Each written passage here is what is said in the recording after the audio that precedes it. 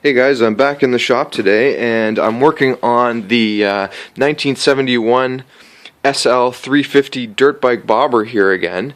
And I think what I'm going to work on today is I'm going to do a tune-up on this bike. So the first thing I'm going to do is I'm going to do do a valve adjustment.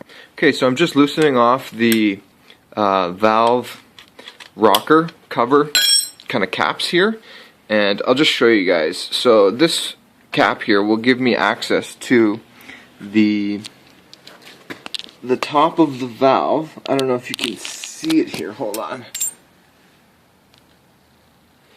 Right down in there, it'll give me access to the valve and the top of the rocker so that I can make an adjustment and pick up all the slack using a feeler gauge. So in order for me to be able to adjust the valve lash on the valve there, I need to take off the ignition cover on this side, and I'll just show you once I get this screw out. Right behind this cover is a couple of kind of lock nuts and adjusting screws, one right here and one right here. This one will be to adjust the intake valve on this side, and this one is to adjust the exhaust valve on this side, and it will have the exact same thing on the other side of the bike. So I'm just going to use these locking nuts to make the adjustment with my feeler gauge inside this hole here. So I also need to remove this cover so that I can access the crank and get the motor into top dead center so that the lobes of the cam are not affecting the position of the valve. So now that I've got that off, I'll be able to see the timing marks, and I'll be able to use this nut to turn the crank over and align it with this right here to get the bike in top dead center so that none of the valves will be open when I'm making the adjustment to the valves. In addition, I'm going to remove the spark plug, and I'm going to put something down inside the cylinder so that I'm absolutely sure that I'm in top dead center before I make the adjustment to the valves here. Alright, so I'm just checking the lash here. I've made the adjustment to the rocker arm adjusting nut here, and it's got a slotted adjuster there and then a locking nut, and I'm using the crank and this ratchet here or bar to keep it in top dead center for this cylinder. And I've already made the adjustment. I know it's at the top with my straw here in the cylinder, and I can feel the drag. And for the exhaust, I'm supposed to have clearance of 0.00004 there. So yeah, seems pretty tight to me. I'm going to move on to this is the exhaust side. I'm just going to move on and do the intake side over here. And now I'm just going to make the same valve adjustments on the other side, and effectively making the adjustment on the second cylinder here. Okay, so now I'm just working on adjusting the point gap, and that is basically the gap in between those two contacts there. And the specs tell me that it is between 0.012 and 0.016. So I'm going to go play it safe and use 0.014 there.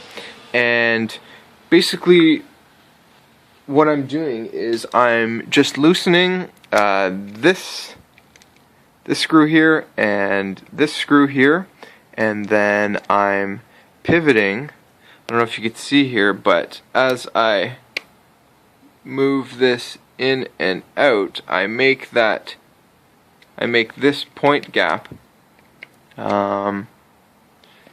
larger or smaller. So what I want to do is just make that adjustment while I have my feeler gauge in there, and just set it so I have a little bit of drag, just like I did with the valves.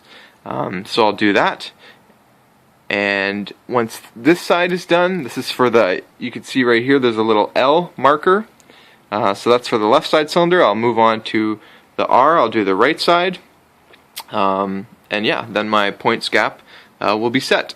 Also wanted to mention that these point gaps are triggered by this lobe here. This is actually similar to a cam lobe, and I've already identified with this kind of gray marker here where the high point of the lobe is, and I want to make the adjustment as far as the points gap being open when I'm at the highest point of the lobe. And I have this follower here. This follower, when it hits the high point of the lobe there, will open this points gap, and that's exactly where I want to make the adjustment. Now I'm going to work on the ignition timing, and in order to do that, I have this kind of homemade contraption here that we're using as a timing light. It's basically the controller out of like an RC helicopter, and one of these wires, it's just acting as like a power supply. So one of these wires I have just grounded here on the exhaust, and the other wire I am going to hook up to the left side ignition. So I'm going to work on the left side for now. That's the one that I need to set first. With this particular bike, since it's got 2 cylinders, I need to do the ignition timing for the left side, and then after that for the right side. So I have this wire hooked up to the left point gap or point there, and sure enough, I have some light coming out of my tester, and if I open and close this gap, you'll see that the light goes on and off.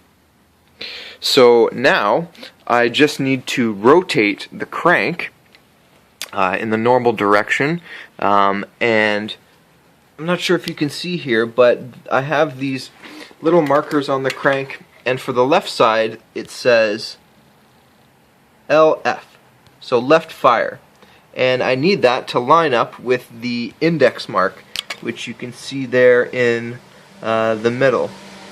So I'm going to rotate the crank around till it meets up with the index mark, and the light should go out if it's timed correctly. So let's see if we can get this LF mark to line up with this gap and turn the light out. Or sorry, line up with this index marker. So there's the LF index mark, and it's lined up, and I still have the light. So let's go a little bit past it. Oh, there it goes, turned off. So the light's off now. So what this is telling me is that the timing is a little bit off. So I'm going to have to, see right there, it's still on. The timing light's still on. So I'm going to have to just let that go for now. What I'm going to have to do is take this entire plate, and there's a screw there and a screw there, and I'm going to loosen those off, and I'm going to hold the crank in the correct position, and I'm going to rotate this plate so that the timing light turns off at the exact position that LF should be firing with the index mark. So when this LF lines up with this, the light should be off. So what I'll do is I'll loosen that up, make that adjustment. So I just wanted to show you, I'm about to hit LF, and line that with the index marker, and you'll notice just before the LF is in line with the index marker, the timing light is currently on. So I've adjusted it, and hopefully when I hit the LF mark in line with the index marker, the light should go off. So I'm just going to move the crank slightly, and there you go, the light is now off. And let's see the index marker here, and yeah, it looks like I'm perfectly, LF is lined up with the index marker, and the light is off. And if I move it back just a little bit, the light goes on, forward, light goes off, back light on, forward, off. So yeah, so now I'm going to move on and do the right side cylinder and do the ignition timing for the right cylinder. So the next thing I'm going to do as part of the tune-up on this bike is take these carburetors off and get them all cleaned up. I've actually never used the ultrasonic cleaner on these carbs yet, but so yeah, the next step is just going to be to take these air filters off, take these carbs off, and tear them apart and throw them in the ultrasonic cleaner. So I've got the carbs off now, and I just took the float bowl off of one, and I don't know if you can see, but I got some green stuff going on there inside the carb. So right on the float bowl there, or the float, sorry. But yeah, so definitely a good idea to clean these carbs here. I'm just going to do them one at a time so I don't get all the parts mixed up, but I'll tear into this carb first, and I'll just start throwing the parts into the ultrasonic cleaner here. Okay, so I've got one of the carburetors fully disassembled there, and I've got it all sat there inside the ultrasonic cleaner, and I'm just about to fill it up with some water.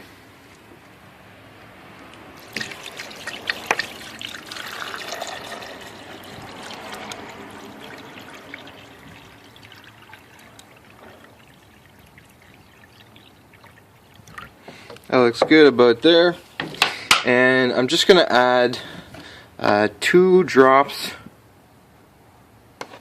of soap. I think that should be good. I'll probably leave it for 15 minutes, see how it goes. I don't know if you can see in a movie there, but already starting to see some dirt come off of there, so that's good. So yeah, so I'll let that soak for a little bit, stir it around a little bit every once in a while, and yeah, once it's all done, I'll assemble her and start on the second carb there. So I've got the second carburetor all cleaned up now, and before I go and reassemble the carbs, I'm just going to take some compressed air and kind of blow through all the holes and blow through all the parts, just to make sure there's no water left in this carb, just to dry it off, as well as make sure there's no dirt or anything clogging up any of these holes or any of the parts.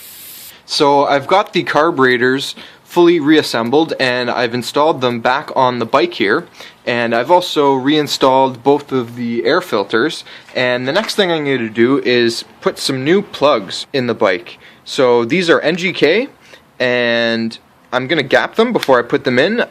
I believe the gap is 0.03, so I'll just get these plugs out, gap them, and put them in the bike, and then I'll turn you guys back on. Alright, so I've got the new spark plugs installed here, and I'm just about to start the bike up for the first time after this kind of complete tune-up.